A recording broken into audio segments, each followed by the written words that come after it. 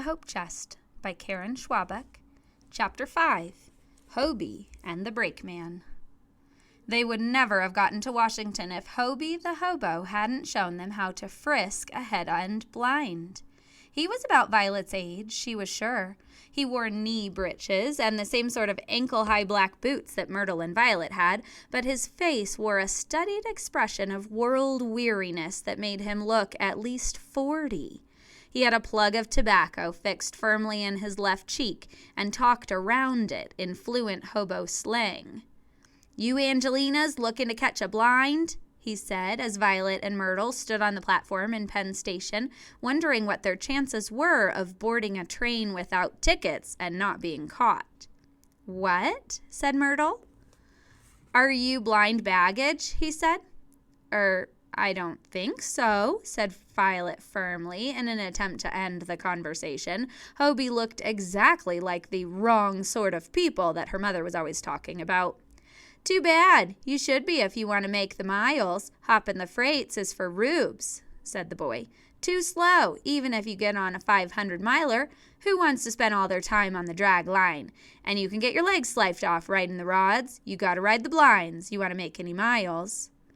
Violet moved away, but to her distress, Myrtle was looking at the boy with interest. "Can you get us onto a train?" Myrtle asked. "Thought you'd never ask, Angelina. Name's Hobie. Hobie the Hobo." He extended his hand. Myrtle shook it. Then he stuck his hand at Violet. She wanted nothing to do with this boy, but she was too polite not to take his hand and shake it. His hand felt rough and calloused. "A lot of the brothers and sisters of the road won't come into the big burg," Hobie said. "Too many bulls in New York, but it ain't hard if you stay away from the freight yards and know how to catch a blind." "We need to get to Washington," said Myrtle. "Can you show us how?" "Washington?" Hobie swept his hair back from his forehead and rocked back on his heels, thinking. "Gonna catch the bum's own, then the Ma and Pa. Those are the railroads," he added. "Gonna change in Philly and Baltimore. Stay off the hot boxes unless you catch a hot shot. You Angelinas don't know anything about riding the rails, do you?" "No, nothing," said Myrtle. But it soon became clear that Hobie knew everything, at least about hoboing, and he intended to tell it to them. As he talked, Violet drew Myrtle aside and tried to whisper that they needed to lose Hobie quickly. Myrtle wouldn't even let her start. "He's going to help us," she said, shrugging Violet away. Violet was annoyed. She didn't want to be thought a coward. She liked that Myrtle was a person who was willing to just take off and do something, like leave her school, institute, and go to Washington. It reminded her a little of Flossie, who was always ready to try something new without a whole lot of discussion and worrying and planning. Violet wondered if she'd changed so much since Flossie's death that she'd become a worrier and fraidy cat that Flossie wouldn't even like anymore. It was a horrible thought. She listened to what Hobie was telling them. To be blind baggage meant riding in the blind spot between the engine and the baggage car of a passenger train. The trick was to duck in just after the highball, the 2 short blasts on the whistle that meant the train was about to leave, and after the conductors had all stepped onto the train. When the blast came, Hobie grabbed them each by a hand and darted onto the steel platform behind the engine so quickly that Violet caught her foot on the edge, stumbled, and almost fell onto the tracks. Hobie grabbed the collar of her midi blouse and pulled her back. "Steady, Angelina," he said. They sat facing backward on account of the cinders, which flew back from the smokestack as the train gained speed and filled the air with the smell of coal smoke. Violet and Myrtle sat huddled together, trying not to look at the ground whizzing by beneath them. The train jolted as it picked up speed, and there was nothing to hold on to. The platform had no walls. One good jolt, Violet thought, and all 3 of them would fly off into the landscape that was zipping past. Hobie was unperturbed. He leaned back and told them about his adventures. He was 12 years old, he admitted, and had been riding the rails on and off for 2 years. "Where do you come from?" Myrtle asked. "Tennessee, Copper Hill, Tennessee, up in the Blue Ridge. But there ain't hardly nowhere I ain't been," Hobie bragged. "Been all over Hobohemia." He swept his arm to indicate the scenery they were passing, which they couldn't see very well because they were squinting to keep the cinders out of their eyes. It seemed to go on forever. What if she just stayed home? Violet thought. What would she be doing right now? It was night. She would have already read to Stephen. Dinner would be over, including the nightly endurance of table manners and impossible rules like eating everything on your plate, even horrible, gristly, fat pieces of meat, or you'd have to eat it for breakfast tomorrow. She'd be alone in her room, in her bed, under the green chenille bedspread, rereading one of her Oz books by the bedside lamp. Instead, she was hunched over on the vibrating iron platform, breathing smoke and nearly deafened by the clatter of wheels on rails, so she could hardly hear Hobie.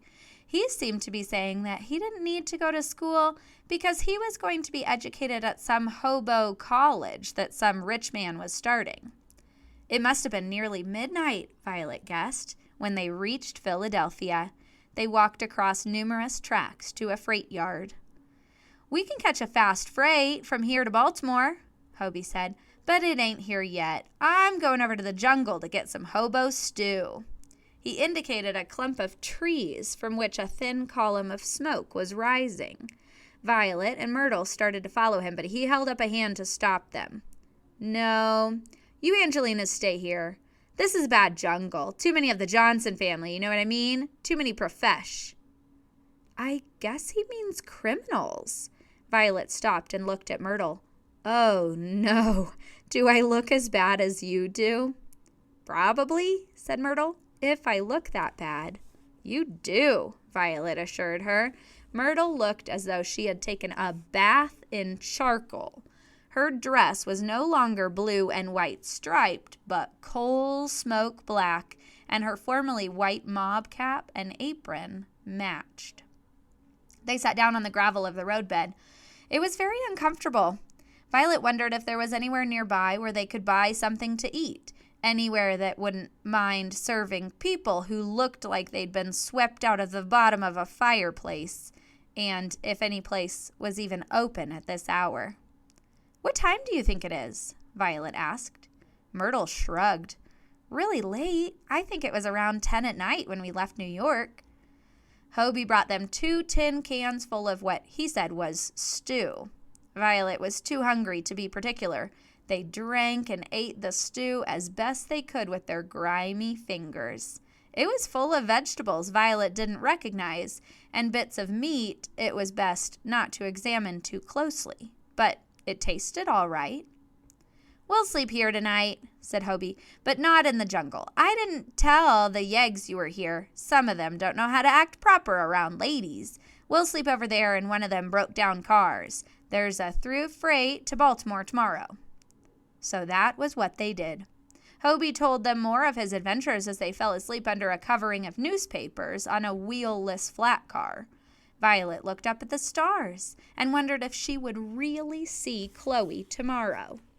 When the newspapers fluttered and rustled in the breeze, she thought about her green chenille bedspread, but she didn't wish she was back in Susquehanna. She was having an adventure, and Myrtle was a good person to have an adventure with, just like Flossie would have been. It was funny, but Violet felt as if there was some part of her that had been locked up since Flossie's death, even more locked up than the rest of her was, and that it was being set free. As for Hobie, she was getting used to him. The main thing was not to look at him directly, so that you didn't have to realize he was just a kid when he kept talking like he was his own grandfather. As Violet drifted off to sleep, Hobie was talking about how he wanted to go to Florida, one of the few places he admitted he'd never been. It had been easy for Myrtle to decide to leave the Girls' Training Institute in New York. In her mind, she'd left it the moment she arrived, a year ago when she was 9. Myrtle didn't know where her life was going to take her, but she was ready for it to take her somewhere else, and she didn't intend to be anybody's maid. Myrtle wasn't tough like Hobie, but she wasn't soft like Violet either. Still, she woke up in the morning stiff and achy. The rough wooden floor of the flat car was even less comfortable than the lumpy cots at the Girls' Training Institute, which were said to be left over from the Civil War. She and Violet ate some stale donuts Hobie brought from the jungle and drank bitter chicory coffee from tin cans. Violet made a face over the coffee, and when Myrtle asked if she'd never had chicory coffee before, she admitted she'd never had coffee before at all. Hobie was wrong about one thing. Boxcars were a lot more comfortable than riding the blinds. They rode in a deadhead, an empty boxcar, on the through freight to Baltimore. When they got to Baltimore, the railroad police, whom Hobie called bulls, chased them away from the blinds, so they had to take another freight.